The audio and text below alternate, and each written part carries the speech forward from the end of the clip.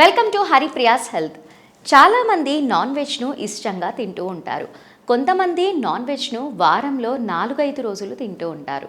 మరి నాన్ వెజ్లో మన శరీరానికి కావలసిన పోషకాలు పుష్కలంగా ఉన్నప్పటికీ కూడా అతిగా నాన్ వెజ్ తినటం వల్ల కూడా అనారోగ్య సమస్యలు వచ్చే ప్రమాదం ఉందని వైద్యులు హెచ్చరిస్తున్నారు. మాంసాహారం రుచిగా ఉందని, వారంలో 4-5 రోజులు తింటే ఆరోగ్యానికి చెడు చేస్తుందని చెబుతున్నారు. ఇలా ఏదైనా సరే అతిగా తినటం మంచిది కాదు అని హెచ్చరిస్తున్నారు. ముఖ్యంగా మాంసాహారం అధికంగా తినేవారికి పెద్ద ప్రేగు క్యాన్సర్ వచ్చే అవకాశం ఉందని హెచ్చరిస్తున్నారు. రెడ్ మీట్ ఎక్కువగా తినేవారిలో జీర్ణక్రియ సమస్యలు వస్తాయని, దీర్ఘకాలిక జీర్ణక్రియ సమస్యలు పేగు క్యాన్సర్ ప్రమాదాన్ని పెంచుతాయని చెబుతున్నారు.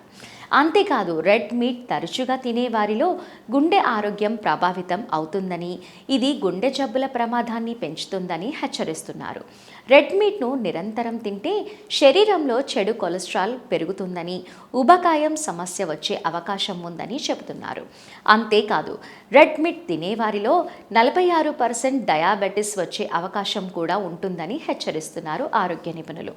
కడుపు నొప్పి, మలబద్ధకం, వాంతులు, విరోచనాలు వంటి సమస్యలు కూడా అధికంగా వచ్చే ప్రమాదం ఉందని చెప్తున్నారు. రెడ్ మీట్ను అధికంగా తిని అమెరికాలో చాలామంది కోలోరెక్టల్ క్యాన్సర్తో బాధపడుతున్నారని, 2024 సంవత్సరంలో సుమారు 1.5 మిలియన్ల మందికి పెద్ద ప్రేగు క్యాన్సర్ ఉన్నట్లు నిర్ధారణ అయిందని చెప్తున్నారు. కనుక క్యాన్సర్ బారిన పడే ప్రమాదాన్ని దృష్టిలో పెట్టుకొని అతిగా మాంసాహారాన్ని తినకుండా ఉంటేనే మంచిది అని హెచ్చరిస్తున్నారు. ఒకవేళ ఇవేవీ పట్టవని అతిగా మాంసాహారాన్ని తింటే తీవ్రమైన వ్యాధుల బారిన పడే అవకాశం ఉందని వైద్యులు హెచ్చరిస్తున్నారు. అతిగా మాంసాహారం మాత్రమే కాదు, అతిగా ఏది తిన్నా కూడా అనర్థానికి కారణం అవుతుందని, మనం ఏది తిన్నా మితంగా తినాలి అని సూచిస్తున్నారు.